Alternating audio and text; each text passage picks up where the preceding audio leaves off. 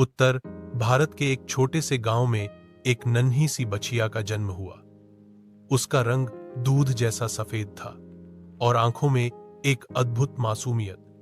किसान रामलाल ने जब उसे देखा तो तुरंत बोल पड़े, यह तो हमारी लक्ष्मी है, इसका नाम रखेंगे गौरी।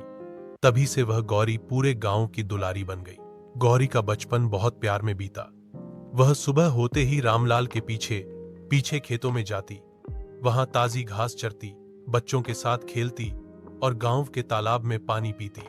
बच्चे उसे सहलाते, महिलाएं उसके माथे पर तिलक लगाती और वृद्ध लोग उसके पास बैठकर बातें करते। वह सिर्फ एक जानवर नहीं थी, वह परिवार का हिस्सा थी। जब गौरी बड़ी हुई तो वह एक सुंदर और शांत स्वभाव की गाय बन गई। गांव में उसकी दूध देने की प्रसिद्धि फैल गई। उसका दूध इतना गाढ़ा और पोषक था कि रामलाल के घर के बच्चे तंदुरुस्त हो गए। यहां तक कि गांव के बुजुर्ग भी कहते, गौरी का दूध दवा है। गौरी हर सुबह समय पर खुद दरवाजे पर आ जाती, जैसे वह जानती हो कि उसका क्या काम है।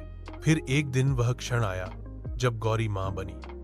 एक प्यारे से बछड़े ने जन्म लिया। गौरी के चेहरे पर संतोष और गर्व साफ झलक रहा था। अब वह और भी ज्यादा संवेदनशील और ममतामयी हो गई। रामलाल के लिए यह एक नई जिम्मेदारी थी, पर उन्होंने गौरी और उसके बछड़े की पूरी देखभाल की। समय बीतता गया।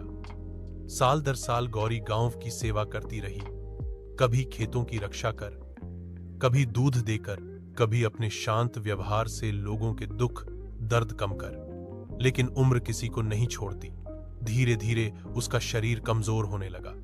अब वह ज्यादा समय लेटी रहती, खाना कम करती और सांसें भी भारी होने लगी। एक दिन गांव में सूरज डूब रहा था, सब कुछ शांत था। गौरी मंदिर के पास अपने पसंदीदा नीम के पेड़ के नीचे लेटी थी।